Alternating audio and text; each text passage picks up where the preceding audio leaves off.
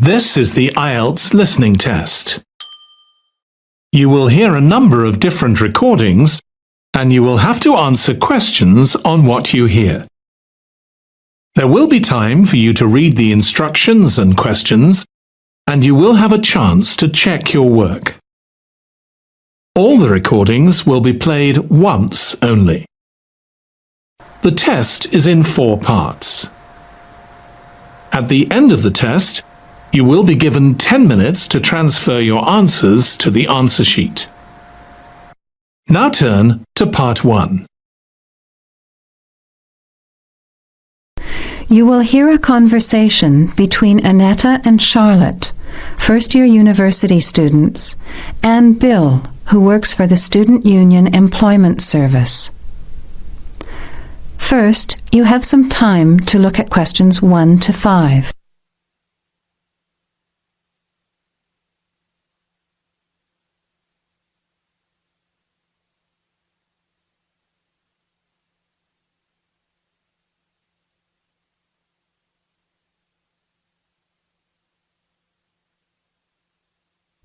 Notice that an example has been done for you. This time only, the conversation relating to the example will be played first. Hi Bill, this is my friend Charlotte. She's doing first year science too. The student is in first year science, so you write science on the form. Now, let's begin. Answer the questions as you listen. You will not hear the recording a second time. Listen carefully to the conversation and answer questions 1 to 5. Hi Bill, this is my friend Charlotte. She's doing first year science too. Pleased to meet you, Charlotte. Annetta told me you want some part-time work. Now, I just have to complete your details on the computer. What's your surname? Johnston. With an E? Yes, Johnstone.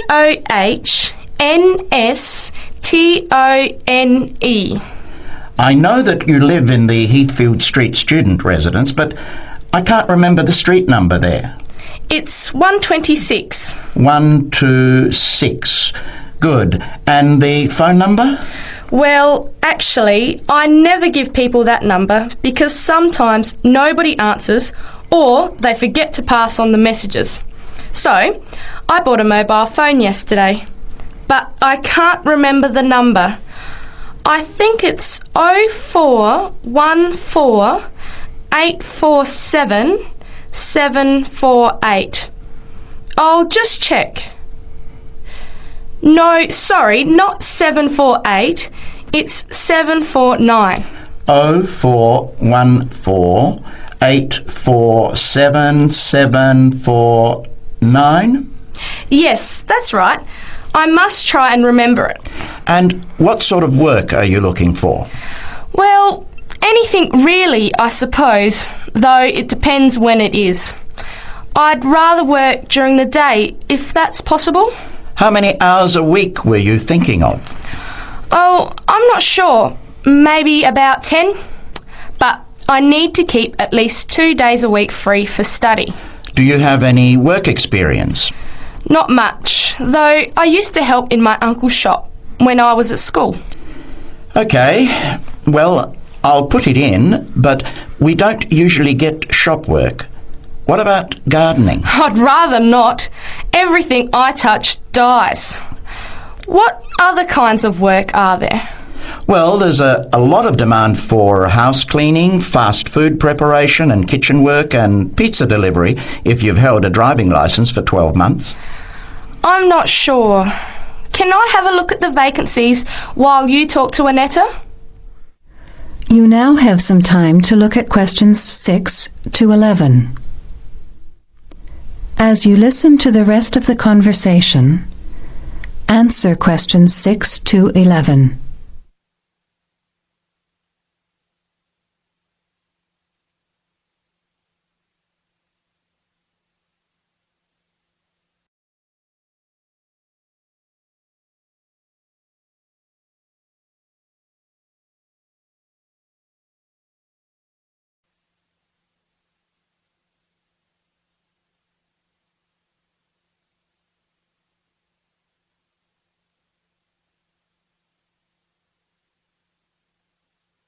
Well, I'd like to change my job.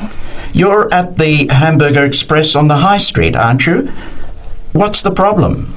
Well, I never know what hours I'm going to work. I start at 7 p.m. and I'm supposed to finish at 11 p.m, but sometimes they keep me until 2 or 3 a.m. Yes, that is a bit late if you have to make a 9 a.m. lecture the next day. And the other thing is the pay. They're supposed to pay me on Thursdays, but they never pay me on the correct day, often not until Friday or Saturday. A few weeks ago, I had to wait until Sunday. They said their son was sick, so they couldn't get to the bank, but they're always making excuses. Yes, that doesn't sound too good. Would you be interested in pizza delivery? You need to have a driving licence. Yes, I've got a licence, but I think I'd like to change from working in the evening. Are there any day jobs available? Well, as I told Charlotte, there are several cleaning and gardening vacancies. And this childcare job that just came in this morning, do you like children? Yes, I do actually. What's the job? Let's have a look. Collect the boy aged 4 from kindergarten at 3 p.m. Pick up the other 2 girls who are aged 6 and 9 from the primary school at 3:15. You take them home and look after them. The parents will be home by 7. That sounds quite good. What about the pay? It's the same as you're earning now, 4 hours a day, Monday to Friday, so 20 hours a week. You need to contact Mrs. Alicia Thompson. Her phone number is 91045629 and she lives in Springfield. I've never been to Springfield. I hope I don't get lost. Don't worry. It sounds quite straightforward. Let's have a look at the street directory. The Thompsons live here in Tulip Street, number 252. So you catch the 631 bus, get off here next to the post office in Daisy Terrace. Walk past the post office to the corner, and on the opposite corner is the kindergarten. Then walk down Daffodil Place and cross over to the primary school. Then keep going down Daffodil Place to the corner and turn right into Tulip Street. That is the end of part 1. You have half a minute to check your answers.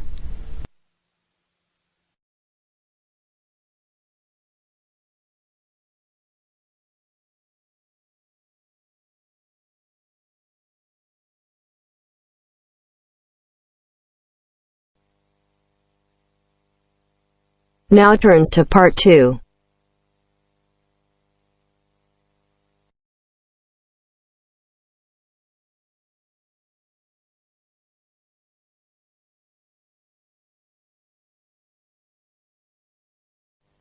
You will hear Joanne describing her home city of Darwin in Australia to a man called Rob, who hopes to go there.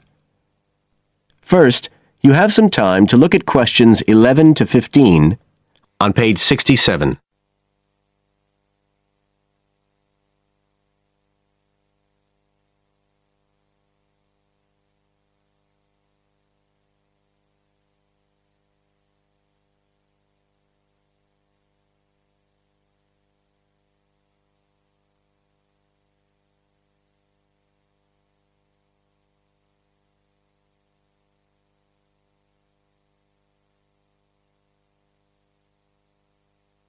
Now listen carefully and answer questions 11 to 15.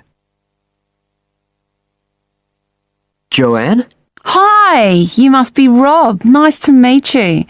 So, I hear you're planning to visit Australia. Yeah, and I really wanted to talk to you because I was thinking of spending some time in Darwin, and my sister told me you're from there. That's right. So, tell me about it. Well, where shall I start? Well, Darwin's in what they call the top end because it's right up at the northern end of Australia, and it's quite different from the rest of Australia in terms of cultural influences. In fact, it's nearer to Jakarta in Indonesia than it is to Sydney, so you get a very strong Asian influence there. That means we get lots of tourists. People from other parts of Australia are attracted by this sort of international cosmopolitan image. And as well as that, We've got the same laid-back atmosphere you get all over Australia, probably more so, if anything, because of the climate. But what a lot of the tourists don't realise until they get there is that the city's also got a very young population. The average age is just 29, and this makes the whole place very buzzy. Some people think that there might not be that much going on as far as art and music and dancing and so on are concerned because it's so remote.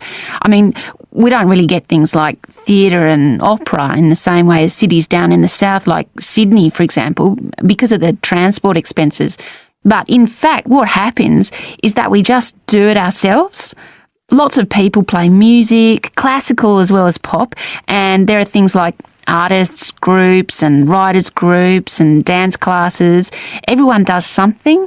We don't just sit and watch other people. You said it's very international? Yeah, they say there's over 70 different nationalities in Darwin. For instance, there's been a Chinese population there for over 100 years. We've even got a Chinese temple. It was built way back in 1887, but when a very bad storm, a cyclone, in fact, hit Darwin in the 1970s, it was almost completely destroyed. The only parts of the temple that survived were part of the altars and the stone lions. But after the storm, they reconstructed it using modern materials. It's still used as a religious centre today, but it's open to tourists too, and it's definitely worth going to see it. Oh, and as far as getting around goes, you'll see places that advertise bicycles for hire, but I wouldn't recommend it. A lot of the year it's just so hot and humid. Some tourists think it'll be fine because there's not much in the way of hills and the traffic's quite light compared with some places, but believe me, you're better off with public transport. It's fine and not expensive. Or you can hire a car, but it's not really worth it. What's the swimming like? Well, there are some good beaches, but the trouble is that there's this nasty creature called the box jellyfish, and if it stings you, you're in bad trouble. So you have to be very careful most of the year, especially in the winter months. You can wear a lycra suit to cover your arms and legs, but I wouldn't like to risk it even so, personally. And there are the saltwater crocodiles too. I mean, I don't want to put you off.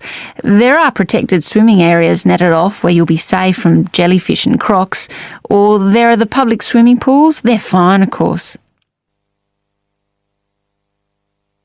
You now have some time to look at questions 16 to 20 on page 68.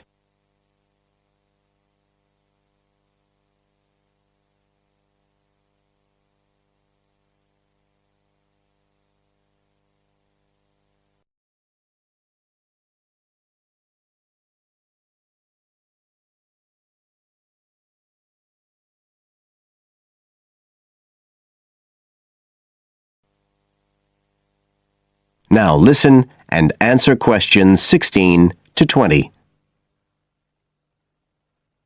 So, which places would you specially recommend? Well, one of the most popular attractions is called Aquascene. What happens is every day at high tide, hundreds of fish come in from the sea, all different sorts, including some really big deep sea fish. And some of them will even take food from your hand. It's right in the middle of town at the end of the esplanade. It's not free. I think you have to pay about $5, but it's definitely something you have to experience. Then, of course, Darwin has a great range of food.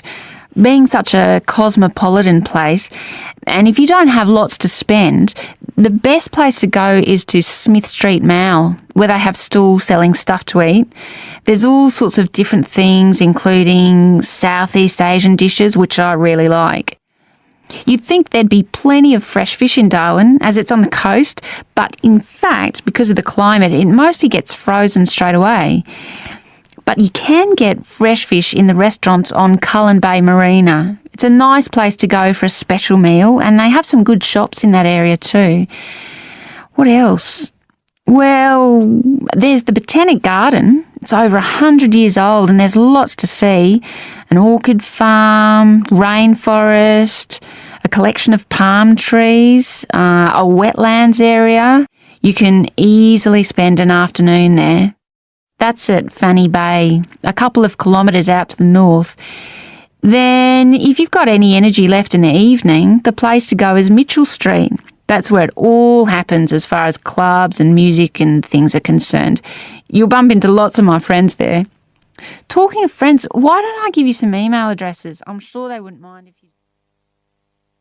That is the end of part 2. You now have half a minute to check your answers.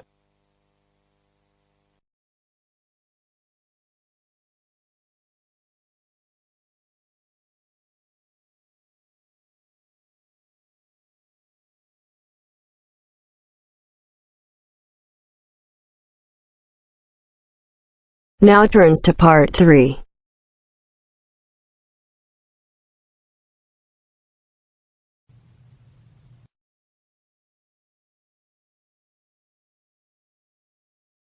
You are going to listen to a conversation between two students talking about a lecture they have just attended. First, look at questions 21 to 24.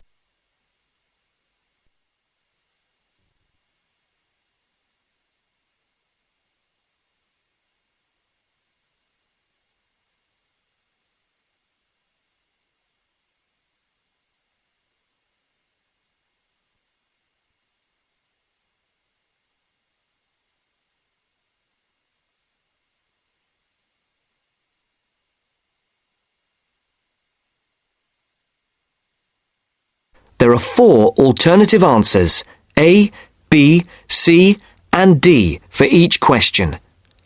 Decide which alternative is the most suitable answer and circle the appropriate letter. Henry, don't you think Dr. Adams' lecture was really very good? He could talk about the telephone directory and make it interesting. All his lectures are like that, Astrid. He's just one of those people. I wish we had him as our tutor. I bet you that he is very demanding, though. Boris is in his tutorial group and agrees that he is a brilliant lecturer, but he puts them under a lot of pressure. But don't you think that's good? Perhaps, but I am glad to have Dr. Adams as a lecturer. He's interesting and rather funny and puts just the right amount of pressure on people. Did you take lots of notes in the lecture? Yes, actually I did. In fact, several pages. I didn't think I had taken so many. I was that busy listening to what was being said that I didn't take many notes. Can I photocopy yours? I don't think that's such a good idea. You won't be able to read my handwriting. And sometimes I write them in English and sometimes in Arabic. Oh, let's have a look. Wow! Your notes are so neat. There's not much Arabic. There is on this page. Oh, yes, there is.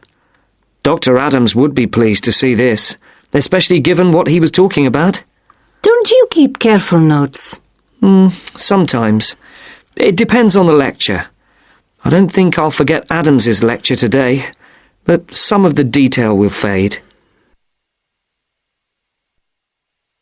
Before the conversation continues, look at questions 25 to 30.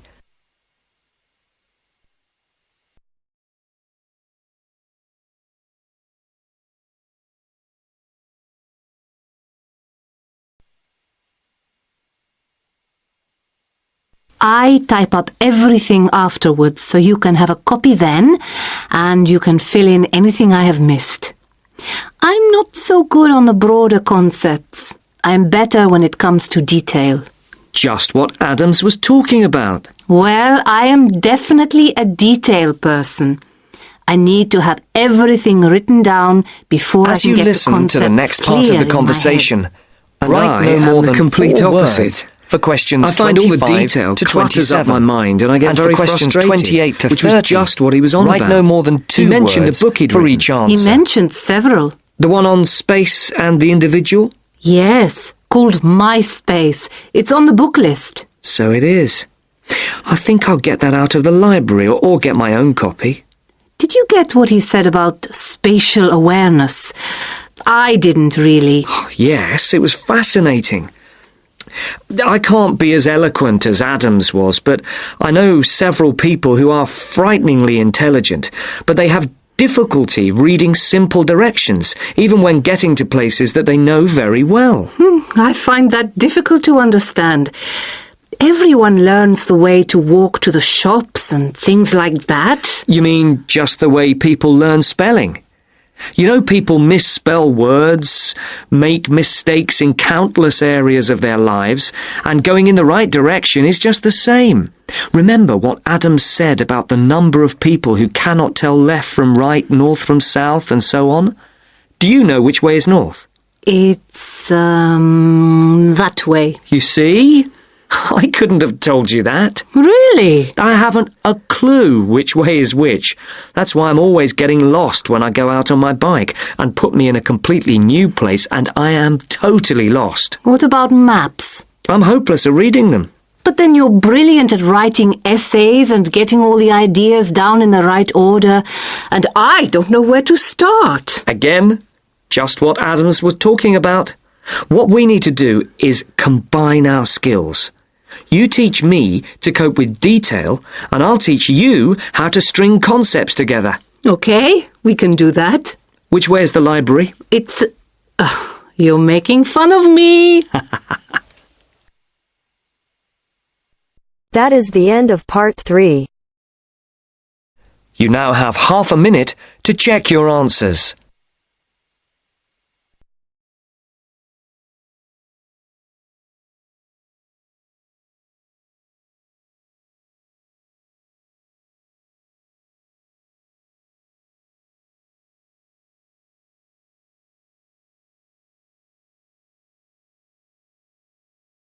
Now turns to part 4.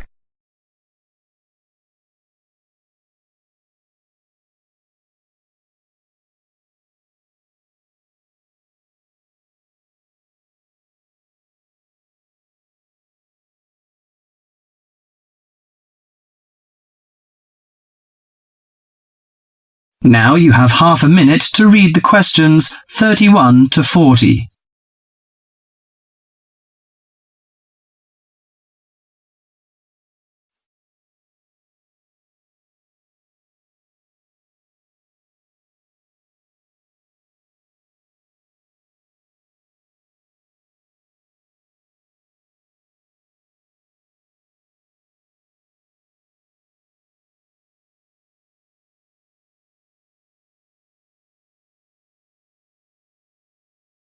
Now listen to the lecture and answer questions 31 to 40.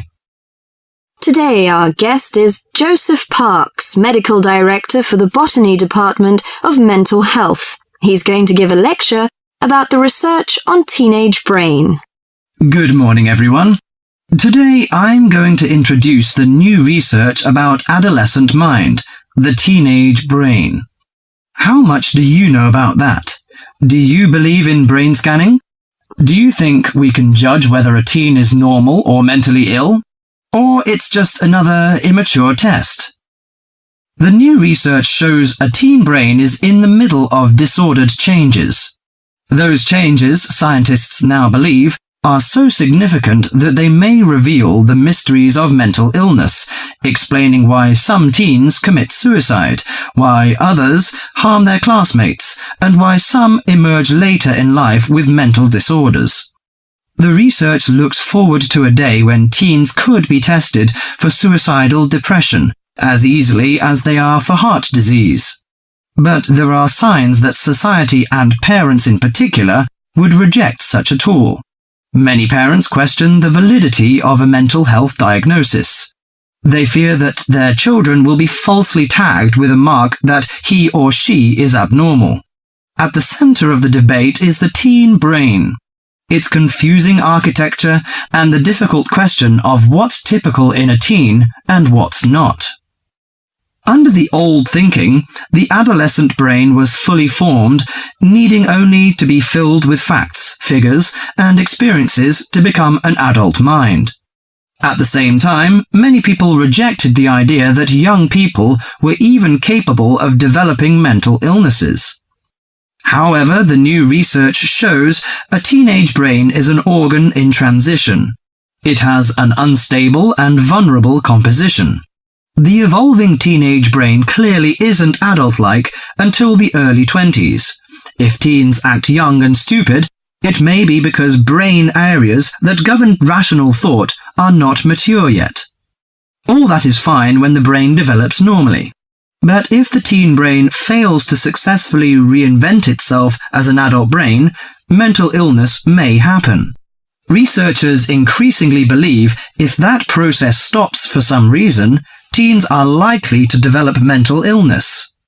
Early warning signs might be disregarded, as adults may think them the typical teen behaviors. Perhaps the chief hope of the new research is that it could make a difference for teenagers suffering from mental disorder and major depression. These can lead to suicide, which for years has been the leading cause of death for teens. Until recently, scientists couldn't peer into living brains to look for changes associated with normal development or mental diseases. That is beginning to change as researchers develop ever more sensitive brain scanners. However, the composite pictures are somewhat misleading. A snapshot of an individual brain may fall somewhere between normal and mentally ill. For now, psychiatrists and psychologists must still rely on interviews and observations of children's behavior to diagnose mental illness. That is the end of part 4.